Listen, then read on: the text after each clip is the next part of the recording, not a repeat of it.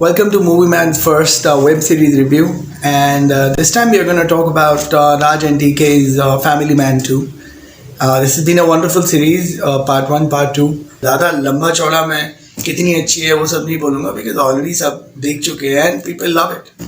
So, but yeah, there are certain things to see and to think upon, and that's what I'm going to share.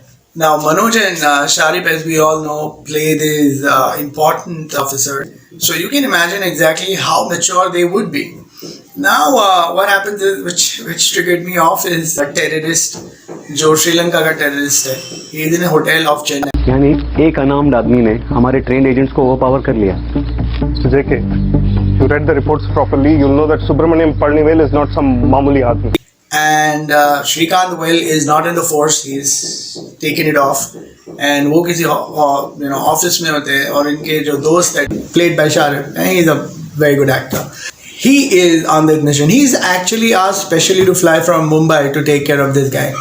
और दिल्ली से इनको order होते हैं खास PM के. और and the threat is just not a national threat. It is a threat on the PM. I repeat, it's a threat on the PM. Please understand, हमारे orders direct Delhi से हैं और ये सिचुएशन हमें जल्द से जल्द कंट्रोल में लाना है. इस किस्म का इंसान है, सामने ऊपर होटल में है एंड रैंसम पकड़ा है 2 लोगों को. This guy comes up and situation tense है. चेन्नई के इंटेलिजेंस गन्स लेके है, सराउंड किया हुआ है, धीरे धीरे अंदर जा रहे हैं. They can not kill him, ऐसे जिंदा ही बाहर निकालना है. इस किस्म की सिचुएशन है. And what happens is they gets a call, and the call is from Manoj in his office somewhere, probably in Mumbai. And वो बोलता है फ़ोन पे बीच में कि अरे यार बाद में बात करते हैं. Mind you, this is a raid, not just any raid. It is this raid, तो एक बार कॉल आता है, वो बोलता है बाद में बात करते हैं. Now, the way Shrikant should be and the way his character is and the kind of an officer that he is on field and otherwise, I wonder if he'll again call up. अरे क्या emergency आ गया यार तेरे को? सुन ना, lunch के लिए मिलते हैं, पैसा मैं दूंगा. अरे मैं अभी चेन्नई में हूँ, एक हॉस्टेज सिचुएशन में फंसा हुआ हूँ. चल यार, मैं तेरे को बाद में बात करता हूँ. चल सुन, बता ना क्या हो रहा है उधर. यार, हम एक सस्पेक्ट को सेफ हाउस लेकर जाने वाले थे. हाँ, कोई अपडेट? सुबह कुछ बोला? अरे सॉरी सर, आपको मैं अर्ली अपडेट देना तो भूल ही गया ना सर, सॉरी. आफ्टर पहला कॉल समझ में आता है कि ठीक है, उसे मालूम ही नहीं इस वक्त वो रेड पे है. सेकंड, मुझे ये समझ नहीं आता कि रेड पे फ़ोन भी उठा लिया. तीसरा, चलो हो गया. सेकंड टाइम ही कॉल्स अप, अरे यार बता ना क्या चल क्या रहा है. Well, see, I understand this can be a way to say कि कितना डेस्परेट है श्रीकांत उसकी फोर्स में जाने का, वापस फील्ड पे जाने का. क्या हो रहा है, he is missing all the action, but not at the cost of this. ये लोग तो नेशनल सिक्योरिटी की बात चल रही है और PM की सिक्योरिटी की बात चल रही है. And even the conversation is pretty laid back. In any case, they are Jai Viru, modern Jai Viru kind of a thing. तो conversation भी दोनों की थोड़ी laid back ही है, तो वो थोड़ा हजम नहीं होता है. स्पेसिफिकली मुझे ऑड लगा कि यार ये इतनी टेंस सिचुएशन है. आई एम श्योर अगर कोई और फिल्म होती या वेब सीरीज होती तो उसकी तो हम धज्जियाँ उड़ा देते हैं. But this is point number 1, which I think should be noted. Now the problem is of the character sketch. Now I'll tell you one simple thing. अगर आपने 1 and 2 दोनों ध्यान से देखी है तो शारिब का जो कैरेक्टर है, शारिब एक्टर का नाम है, the fun loving guy. Now अगर उस एक्टर का ग्राफ आप ध्यान से देखेंगे तो जहाँ जहाँ मनोज मिसिंग है फील्ड पे, उस वक्त शारिब इज ब्रिलियंट. वो बहुत अच्छा काम फील्ड पे करते हैं, वो बहुत मेच्योरली हैंडल करते हैं, लीड भी करते हैं कभी कभी सिचुएशन को. But the moment Manoj comes into picture और मनोज एंड शारिब जब भी साथ काम करते हैं on the field, he is just nothing but laughter stock and sometimes even irritating because he lakhs maturity. I repeat, I'm not talking about the actor or his skills. I'm talking about this character which is written like that. So you cannot really dip the graph of a character like that just because the main lead is now in the scene. तो अगर मनोज है तो वो हाँ ही factor के लिए थोड़ा इस कैरेक्टर को नीचे, थोड़ा तो क्या काफ़ी डिप कर देते हैं. काफ़ी का मैं अभी उदाहरण भी दूंगा आगे. तो वो एक मुझे अजीब चीज़ लगती है. So somewhere you need to have this balance of maturity between the two. Maybe Manoj's friend is the trigger, for his humor and fun, whether it is even on the field. But उसको कितना sensibly भी पेश करना वो writer के ऊपर होता है. So I would want to highlight this कि ये गलत होता है. I'll give you one example of Raji, this character played by Samantha, and Samantha has been amazing with this character, no doubt about it, and everyone now knows. ये character is highly trained, combat, speed, her intensity, her mission, her way of looking at her work भी नहीं, her way of looking at her ideology basically. उसको सिर्फ अपनी ideology दिखती है और वो उसी पे काम करती है. That kind of a character scale, मतलब स्केल, उसको आप छू भी नहीं सकते. Anyone who touches her she can kill with her bare hands. इस किस्म का एक सीन है जहाँ पे अब इसको कॉर्नर करने जाते हैं ये 4 से 5 से 6 लोग शायद. एंड इस सीन में they are trying their best. और खास दिखता भी है कि Raji is much more agile, काफ़ी स्पीड, फुर्तीली है, भाग रही है इधर से उधर, and she is not able to get into their hands.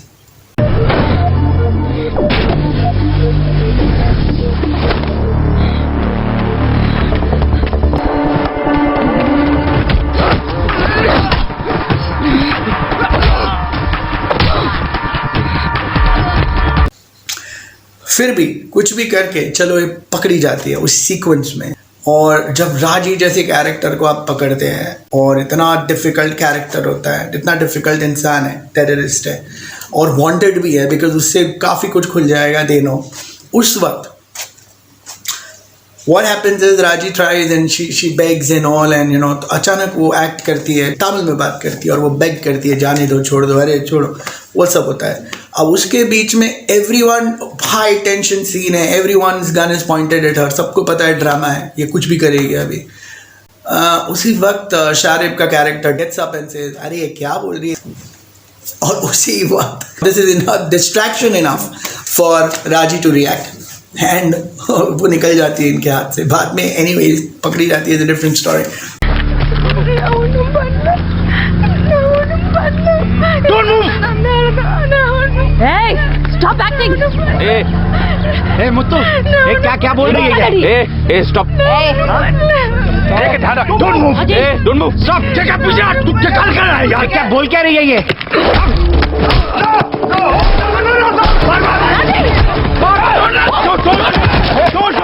And थोड़ा गुस्सा आता है जब आप इतनी इंटेंसिटी से देखते हैं. Believe me, I am saying this as a viewer, as a passionate viewer जिसको अच्छा लगता है इस वक्त ये सीरीज़ देखना भी, और उस सीन में है.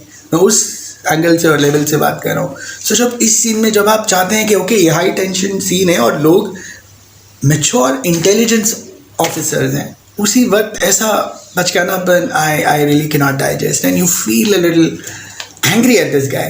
So that needs to be taken care of. It's not required. More example of the character is the scene जहाँ पे दोनों लॉकअप में बंद होते हैं. अब क्यों होते हैं, क्या होते हैं, आई थिंक आधे इंडिया ने देख ही लिया है, but still I would not want to share. कुछ कंफ्यूजन होता है, and they are trying to talk to a lady officer. The actor is brilliant by the way. So अब ये उस एक्टर को बता रहे हैं कि भाई हम चोर वगैरह उचक्के कुछ भी उठाईगिरी नहीं है, एंड बिकॉज वो एक क्राइम सीन में पाए जाते हैं, वो खुल के बोल नहीं पाते सबके सामने because they are intelligent officer.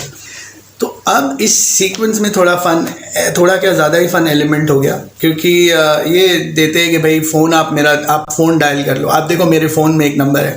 अब वो फ़ोन वो lady officer, and mind that it is a lady officer, वो लेडी ऑफिसर फ़ोन उठाती है, एंड देन शी सेज चल बता क्या है तुम्हारा ऑफिसर का नाम, मैं कंफर्म करती हूँ. उसमें ऑफिसर के नाम की जगह एक बहुत बड़ी गाली है. नेम? हाँ, टाइप BHO. விளையாடுறீங்களா? விளையாடுறீங்களா ரெண்டு பேரும்? What? ரெண்டு பேரும்? क्या हुआ अभी इसको? हेलो, फोन किधर लेके जा रहे हो आप मेरा? Hello, no. Tonight you will spend in jail. So basically उसने अपने बॉस का नंबर गाली के नाम पे सेव किया होता है. अब इस सिचुएशन में it could be funny for the entire nation, but you know it is a lady officer. These are intelligent people. These are let me say these are intelligent people of the intelligence wing. You know, अब उस case में, इस scene में ऐसा मजाक कि भाई एक गाली आता है, लेडी भी देखती है कि वो भी गुस्सा होती है कि क्या मजाक, क्या बकवास कर रहा है, you know, stuff like that. and I'm sure it would only mess it up more, and it does. Manoj बोलता भी है कि तू क्या कर रहा है. The situation messes up, and I think इसी की वजह से उन्हें रात गुजारनी पड़ती है हवालात में. Could be funny, but it is laughable, at least for me, because background is intelligence officer, and background is people जिन्होंने season 1 में पूरी दिल्ली बचाई है. अब जब वो चेन्नई के लॉकअप में किसी लेडी ऑफिसर के सामने ये सब कर रहे हैं तो बड़ा ही अजीब लगता है. तो आई थिंक ये क्यों होता है और ये कब होता है, is when the writers now are trying to encash on the success of the two characters, their chemistry and their fun element. तो अब ये सेकेंड पार्ट में एनकैश करने के लिए इस किस्म की सीक्वेंसेस लिखी गई है, which is absolutely okay when you are looking at only the commercials. But that is where the problem is of the writing, that when you write a character taking the background in sequence. सिर्फ commercial element के लिए ये लिखना may be funny, but like I said, it is laughable. Seema Biswas is playing the Prime Minister of India. She has a Bengali accent to it. You can relate it to Mamata Banerjee. पहली उनकी introduction में वो typical Bengali accent में हिंदी बोलती है. उसके बाद के सारे सीक्वेंसेस या सीक्वेंस नहीं है, सीन्स है, तो वो बड़ी अच्छी हिंदी बोल लेती है. तो अचानक वो एक्सेंट का आना और चला जाना, I know how it happens, but होता होगा. अब श्रीकांत की बात करेंगे, played by Manoj. What an actor. मतलब हम लोग क्या बोलेंगे मनोज बाजपेयी के बारे में. इनफैक्ट राइट नाउ OTT के अमिताभ बच्चन है मेरे हिसाब से. whatever he touches is gold. So yeah, talking about him, there's this scene where he's trying to, it's a very beautiful scene specifically, which is he's trying to please her with his wife. It's a birthday and celebrate कर रहे हैं. वो बड़ा कोशिश भी कर रहे हैं पैच अप करना, अच्छा. He's trying to be a family man, in the right spirit. And इस सीन में दोनों की थोड़ी वर्बल झड़प हो जाती है. And this lady uses the term sham, and now again, just to put an element of fun, just to make it a little more funny, he's actually trying to Google the word sham, and Manoj Bajpayee doesn't know, so this character does not know the meaning of sham. Sham, huh? The thing that is not what it is purported to be. Which probably comes almost every other day on the news channel, which probably is a very loosely used term now in an office cafeteria or a drawing room discussion, when you're discussing politics, and when you're talking also about, let's say, even a society politics which you live. Sham is just a very common word, that too for this intelligence officer जो senior है, जो highly train qualified for sure, by default मान लेने का तभी इस position पे, उनके लिए shame is a new word, और वो जो गूगल करना पड़ता है. That too when it's used not by some PMO, it is used by his wife when they are just discussing married life. When you are writing, you have to add in a lot of fun to the character who's stopping you, and it's great, it's amazing. However, do not touch the demography of the character where you have explained him so well in detail. आपने उसके घर की, बाहर की, right की, left की पूरी रूपरेखा पार्ट 1 पार्ट 2 में करीबन 10 साढ़े 10 घंटे में दी है. और वो नॉर्मली इंग्लिश के वर्ड्स काफ़ी इजी बोलते हैं, फ्लुएंट बोलते हैं जब नॉर्मली बात करते हैं बाकी सीन्स में या बाकी सीक्वेंसेस में. He doesn't know the word sham, गले से नहीं उतरता है. That's about it, and that is a flaw for me, when you're writing a sketch. बात करते हैं चेन्नई की. तंबी का मतलब होता है यंगर ब्रदर, भाई. अगर मैं गुजराती हूँ, मैं गुजरात में हूँ, एंड गुजरात में भाई बोलते हैं, बहन बोलते हैं, जस्ट एज एन एड्रेस. अगर आपको नाम नहीं पता है तो भैया, दिल्ली वगैरह यूपी अप नॉर्थ में भैया बोलते हैं, भैया ज़रा ये कर देंगे, भैया ज़रा वो कर देंगे. अगर मैं एक गुजराती डाउन साउथ चेन्नई चला गया पहली बार, तो आई एम श्योर मैं तब भी यही बोलूँगा. And I don't think anyone would have an effect on this. No one is going to be offended. किसी को I don't think बुरा लगेगा, because पहली बात बुरा नहीं लगना चाहिए. It's not a गाली, it's an address which is younger brother. अब इस सीन में I don't know, but you should feel, or rather इस सीन में ही नहीं, बहुत बार ऐसा लगता है जैसे बिना मतलब के एक रिपल इफेक्ट क्रिएट किया जा रहा है. तमिलियंस के क्लीशे हटाना, या पहले तो कोई क्लीशे है ही नहीं।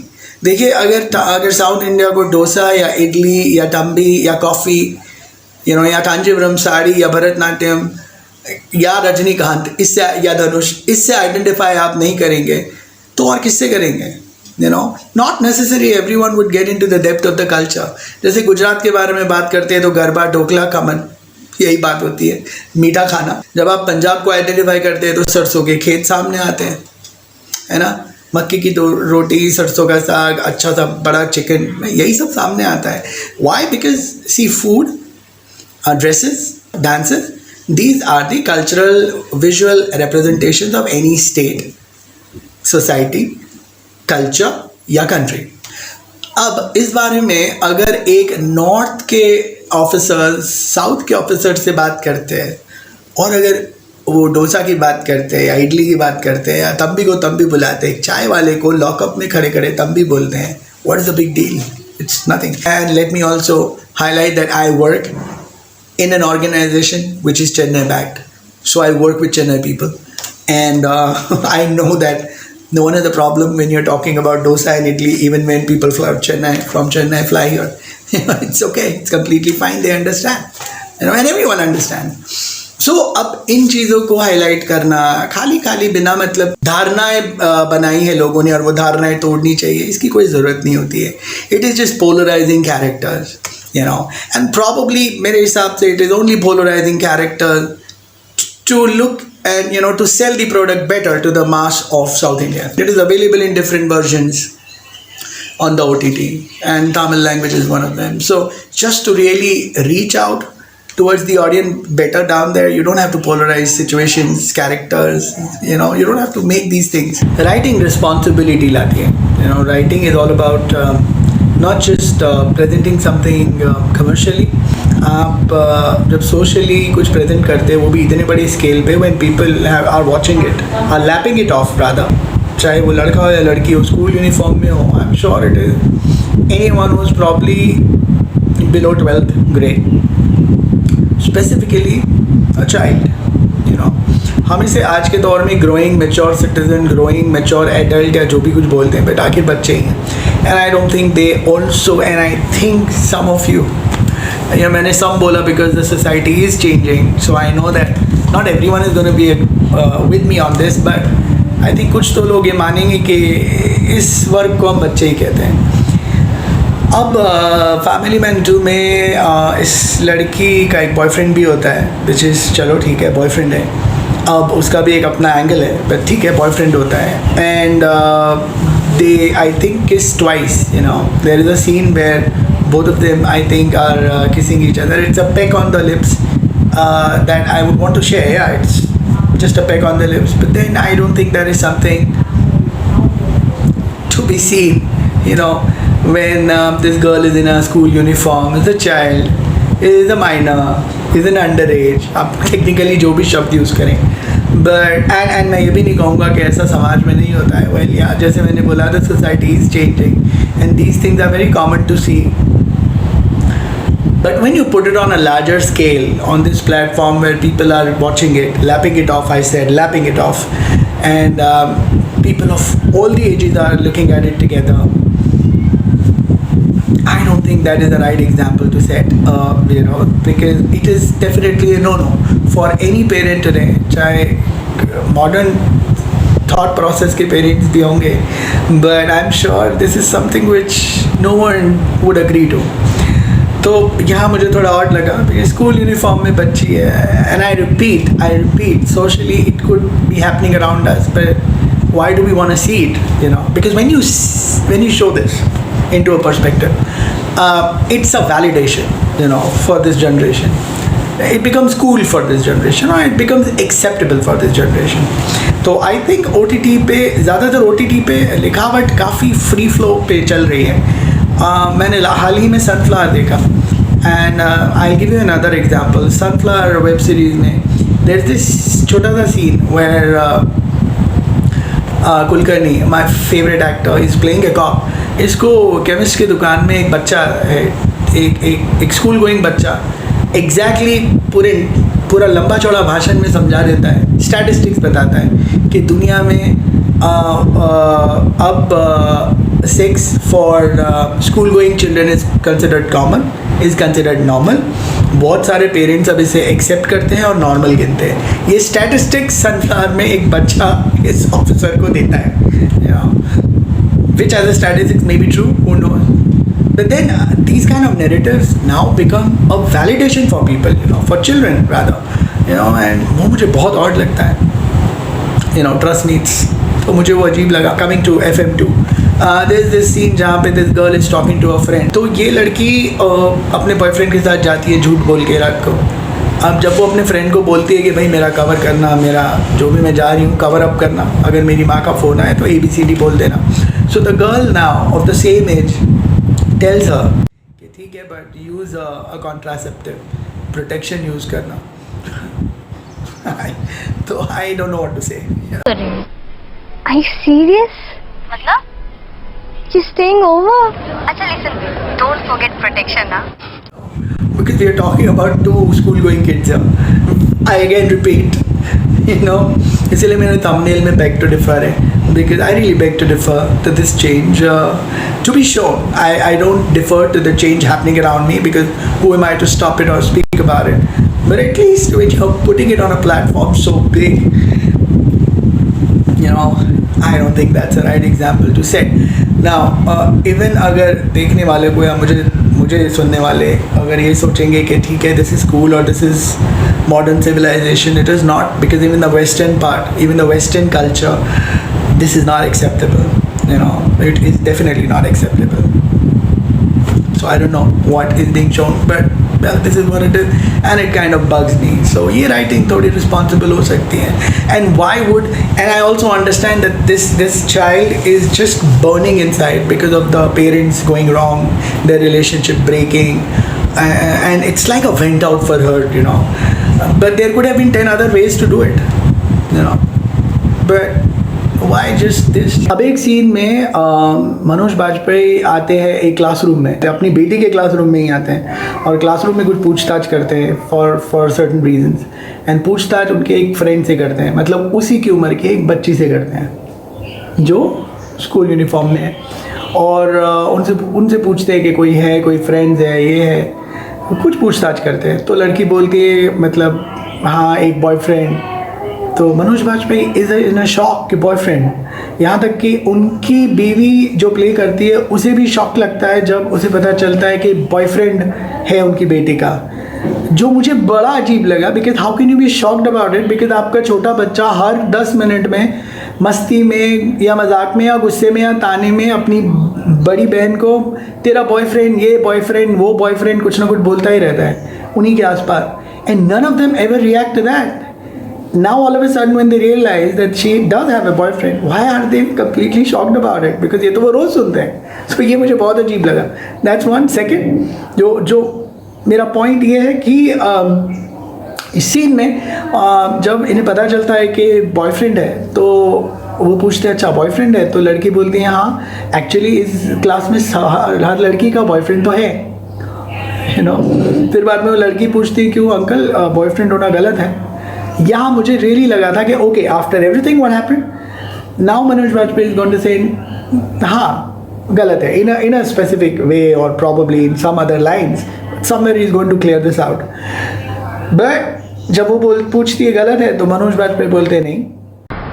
Is it right कि Dhriti and Kalyan are girlfriend and boyfriend? Is that a bad thing, uncle? No? Everyone has a boyfriend. All girls in our class. I mean, except me. Well, definitely गलत है, हाँ गलत है। I don't see any reason why नहीं, because they are school kids. Like I said, and I'm always saying this, it may be happening around us, but why would we want to project it here and give it a platform of yes, or give it a cool platform, So ये गलत है। At least Manoj Bajpayee का character ही बोल देता कि हाँ बेटा गलत है, फिलहाल इस वक्त तो गलत ही आपके लिए, क्योंकि आप पढ़ाई लिखाई कीजिए, आपको क्या मालूम है अभी रिश्तों के बारे में। कुछ ऐसा अगर बोल देते तो बेटर होता, but he completely validates it, he completely says it's okay, which is not okay.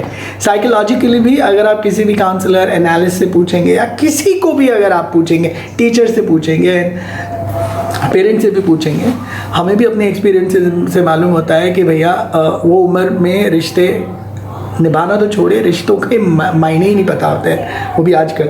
So well, I mean कैसे सही है, आई don't know how did he say that. And see this could be a new way of watching the society for the writer, or probably a new depiction for the writers to give, but unfortunately it really doesn't do well, you know, on this platform. So I guess the writers need to be very careful and cautious about what they are depicting, projecting, speaking. It could be their prerogative, it could be their thought process, but it doesn't have to be projected on a platform if you have been gifted and given the platform to showcase. So yeah, this is what I really was not upset but more angry about. Should not be showing this. So I'll only say be watchful about the writing which you are into. मैं आपको सलीम जावेद साहब की YouTube की एक video का reference ज़रूर दूंगा, आप वो वीडियो ज़रूर देखिए। एंड आई थिंक डिस्क्रिप्शन में ये वाला लिंक भी मैं रख दूंगा, आप प्लीज़ वो देखें कि किस तरह से वो बताते हैं कि एज राइटर्स रिस्पॉन्सिबिलिटी क्या होती है। Just that's what writing is all about. आप कमर्शियल शोले ही लिख दीजिए या कमर्शियल कोई फिल्म लिख दीजिए, बट एवरीथिंग इज़ रिस्पॉन्सिबल जब आप इस प्लेटफॉर्म की बात करते हैं। It is not a way of showcasing what you feel, because in a drawing room you may talk about it openly, but on a national platform I don't think that's the right way to do it. So yeah, that's about it. Her officer कहीं ना कहीं ये सोच रहा होता है या इस असमंजस में होता है कि क्या वो सही भी कर रहा है या वो कुछ गलत कर चुका है। Now I don't understand why they are intelligence officers, they have a job to do and their job is nothing but save us from any problems whatsoever, big and small. They are National Guards specifically. They are Information and Intelligence National Guard. कि हम कर क्या रहे हैं यार, मतलब अभी के लाइफ में कैसे कह सकते हैं कि हम अच्छे लोग हैं। अगर उनको ये लगेगा कि वो कुछ गलत कर रहे हैं या शायद कर चुके हैं, it doesn't solve the purpose. Probably then they are not fit for the job, because गलत क्या किया, you know? Why do we write something of this sort where killing a terrorist या फिर, and I know it's a reference to the part 1 जहाँ पे किसी को मार दिया उन्होंने, and जो कोई I think beef लेके जा रहा होता है किसी पार्टी में, किसी पॉलिटिकल पार्टी में, तो उनको मार दिया होता है, शायद ये वो रेफरेंस है। But then even there is something called collateral damage. अब अगर हर पुलिस वाला, आर्मी वाला, नेवी वाला या फिर एयरफोर्स के लोग हर बार अगर नेशनल सिक्योरिटी से जुड़े हुए लोग अगर ये हर पॉइंट पे अगर ये इस तरह से सोचे, then they will not be able to even perform any duty of theirs. There's something called collateral damage period. They have to move forward. वो एक बार आएगा कैरेक्टर के पर हर कैरेक्टर यही बोलता है, हर कैरेक्टर बीच में, यार हम सही तो कर रहे हैं, हम सही तो जा रहे हैं, कुछ अच्छा नहीं लग रहा हमें।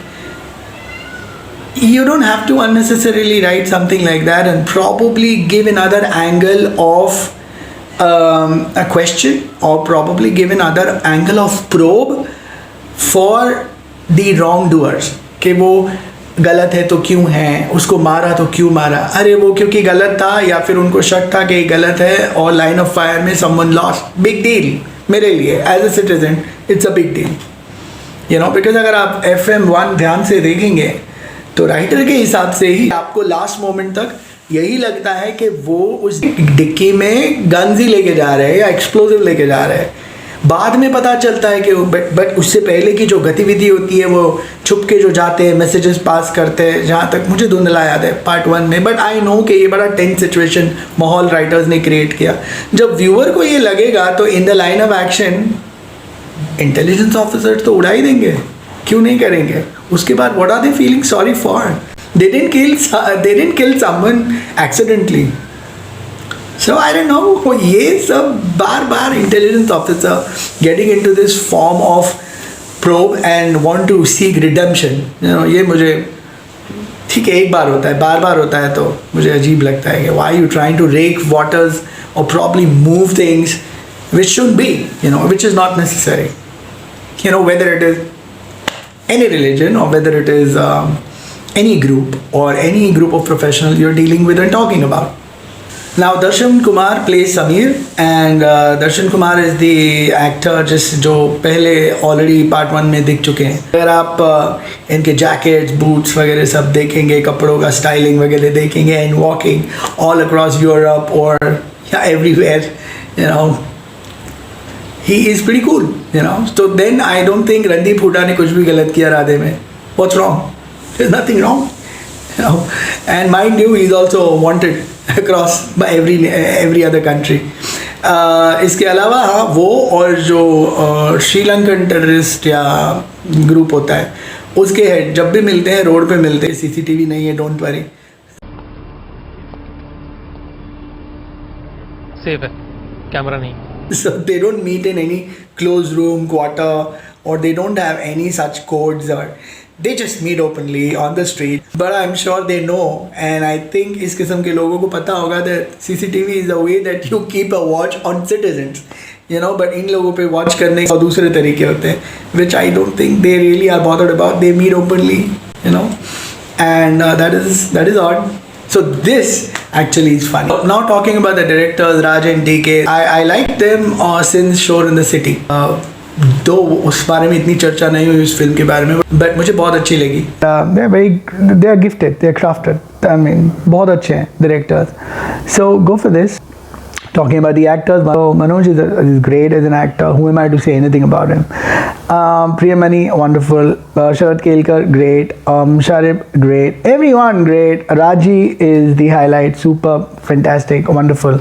You know, Samantha is, you know, you don't really ever, in a single frame, even think of the glamorous heroine Samantha. You know, the way she plays it. Super, wonderful. So these actors here in this series are amazing. अगर नहीं देखे आपने तो ज़रूर देखे. Then Ravindra Vijay and Dev Darshini are actors who play, and I googled the name, by the way. I'll be honest, no one knew about these actors until they now have come to FM2, and these guys are great. Ravindra plays this Chennai intelligence officer, and Dev Darshini plays Umayr. They are fantastic actors right now.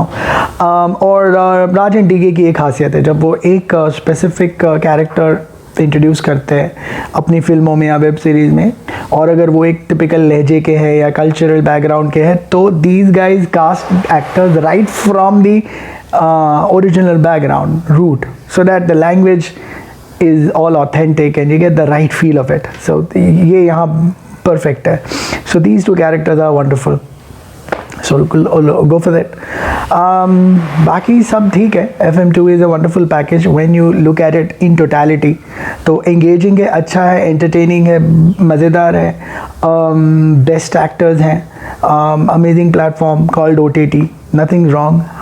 But जब मैं writing की बात करूँ तो जो चीज़ों के बारे में मैंने बात किया, अगर उस पर थोड़ा सा काम करें, थोड़ा सा इसे समझे और अपने खुद के नैरेटिव्स या अपनी खुद की सोच अगर डाले नहीं writers as a projection, social projection maybe, then it is better. Otherwise great, good to go. I'm sorry I was a little late this time, but I'll ensure that I do it on time. और हाँ, कुछ लोग बोलते भी है कि मैं review थोड़े लेट करता हूँ, बट होता क्या है कि मैं फिल्म देख के रिव्यू करता हूँ.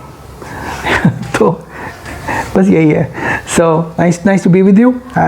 Be safe, be happy, and like I always say, enjoy every part of the movie world. I'll see you at the movies. Thank you so much.